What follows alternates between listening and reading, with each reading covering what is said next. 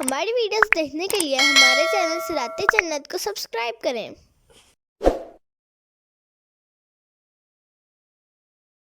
وَأَشْرَقَتِ الْأَرْضُ بِنُورِ رَبِّهَا وَوُضِعَ الْكِتَابُ وَجِيءَ بِالنَّبِيِّينَ وَالشُّهَدَاءِ وَقُضِيَ بَيْنَهُم بِالْحَقِّ وَهُمْ لَا يُظْلَمُونَ۔ ترجمہ کنز العرفان۔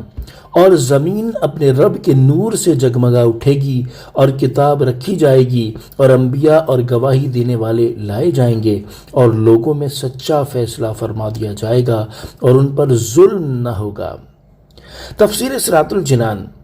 اس آیت میں اللہ تعالیٰ نے قیامت کے دن کے 5 احوال بیان فرمائے ہیں۔ ان کا خلاصہ درج ذیل ہے۔ نمبر 1، قیامت کے دن زمین اپنے رب عز و جل کے نور سے بہت تیز روشنی کے ساتھ جگمگا اٹھے گی، یہاں تک کہ سرخی کی جھلک نمودار ہوگی، اور یہ زمین دنیا کی زمین نہ ہوگی بلکہ نئی ہی زمین ہوگی جسے اللہ تعالیٰ قیامت کے دن کے لیے پیدا فرمائے گا، جیسا کہ ارشاد باری تعالیٰ ہے، یوم تبدل الارض غیر الارض۔ ترجمہ، یاد کرو جس دن زمین کو دوسری زمین سے بدل دیا جائے گا۔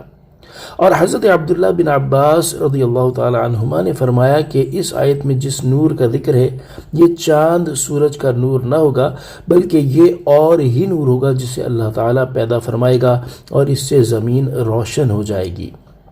نمبر 2، حساب کے لیے اعمال کی کتاب رکھی جائے گی۔ اس کتاب سے مراد یا تو لوح محفوظ ہے کہ جس میں قیامت تک ہونے والے دنیا کے تمام احوال اپنی مکمل تفصیلات کے ساتھ لکھے ہوئے ہیں، یا اس سے ہر شخص کا اعمال نامہ مراد ہے جو اس کے ہاتھ میں ہوگا، جیسا کہ ایک اور مقام پر ارشاد باری تعالی ہے۔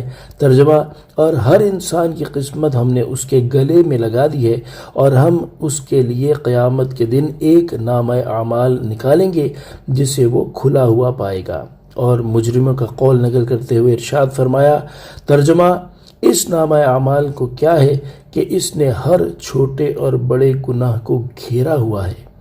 نمبر 3، انبیاء کرام علیہم السلام کو لایا جائے گا تاکہ وہ لوگوں پر گواہی دیں۔ ان کے بارے میں ایک اور مقام پر ارشاد فرمایا گیا، ترجمہ، تو کیسا حال ہوگا جب ہم ہر امت میں سے ایک گواہ لائیں گے اور اے حبیب تمہیں ان سب پر گواہ اور نگہبان بنا کر لائیں گے۔